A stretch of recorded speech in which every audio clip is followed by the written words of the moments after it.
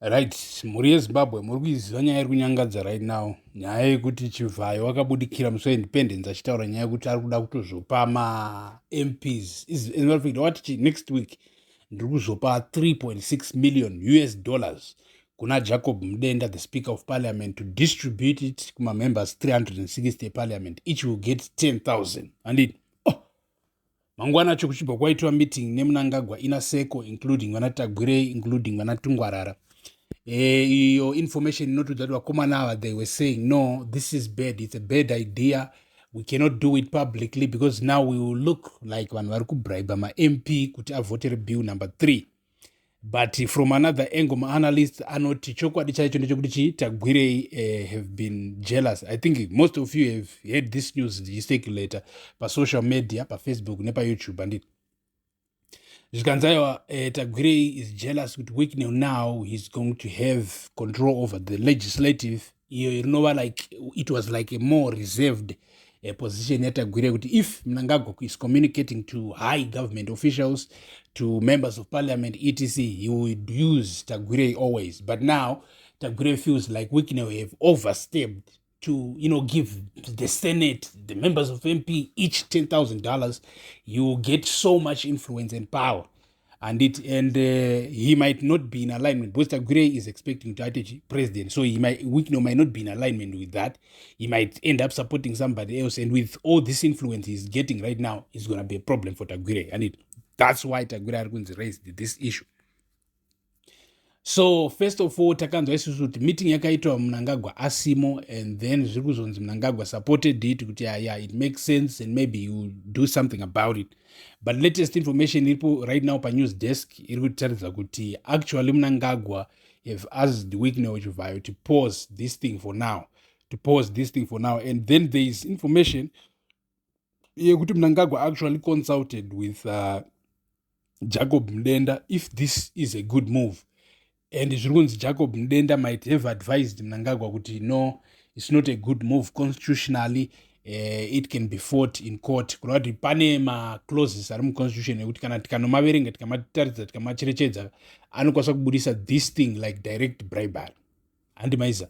So that's why Jacob Mdenda gave like a hold to Chimbomira. So information iripo kuti Wicknell right now ambonzi Chimbomira.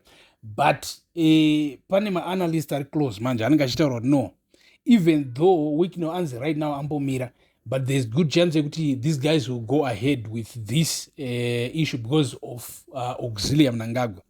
Because this whole thing zvakarongwa nana auxiliary Mnangagwa, I think nana uyo ari kujenga ari kuita kashuku kuviri anova Tungwarara. Tungwarara is found kuti maybe ndivo vanhu vakazvironga vanana auxiliary, but also at the same time anenge ari kuchiita senge ari kusaidi kwaTagwirei maybe to also get information odzosa achidaro, and it's just alleged information.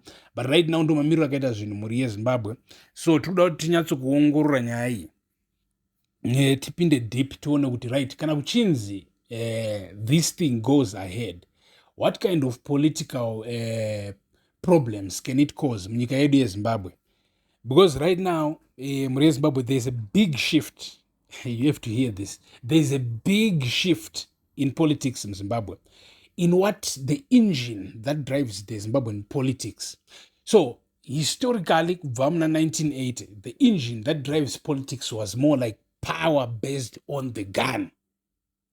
And it's like if I speak and I have the guns, you have to follow the order. It's just like that. But Mnangagwa seemed to have a new style of doing things. He doesn't only speak through the gun. As a matter of fact, he tries to avoid speaking through the gun, but more speak through money. Zimbabwe, he speaks more through what? Through money. He's driving the Zimbabwean political arena, or what can you do, the Zimbabwean political engine through finances, through money, and he's driving the future of Zimbabwean politics to like the highest bidder who will become the president, like the one who has got the support from the biggest financial,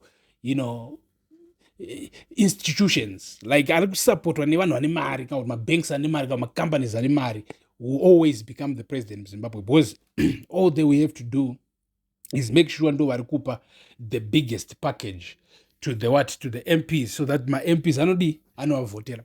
So mozamuri ezimbabwe, imbonzwai musati mamhanya. Toda kumboti timboongorora this thing through the lenses of looking at the world, looking at other countries, looking at iyo nyika inozviti inotungamirira democracy, kuti how is democracy in America? Is democracy in America more like the voice of the people, or the voice of the big corporate companies, the voice of big billionaires? Is it? Because vanokuudza kuti iwe Trump kuti atozowina paakawina paya it's because of Elon Musk. So what did Elon Musk do? Did he support Trump financially? Did he just support Trump using his influence? All right, first of all, Elon Musk wakatenga Twitter akaichinja akaita X. Right now he's like one of the most famous people on X, one of the most people who goes viral all the time. Ukavhura X, seswizi vamwe kungovhura X, totanga kuona Elon Musk pamusoro almost all the time.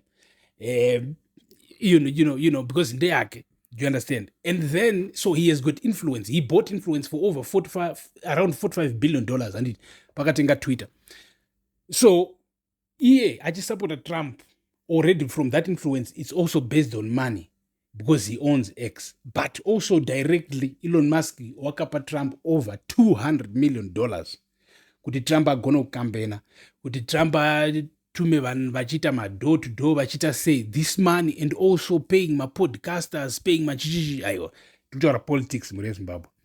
So you can see kuti Trump kuti ave paari paya a lot of money had to burn. Zvira politics in America, as a matter of fact, politics in America is mostly, you know, based on money. But big corporate companies akafana na Google, akafana na Meta, you know, they are smart. They actually sponsor both candidates. Chero kuka wina ani, they will always have a say on the table. Zimbabwe.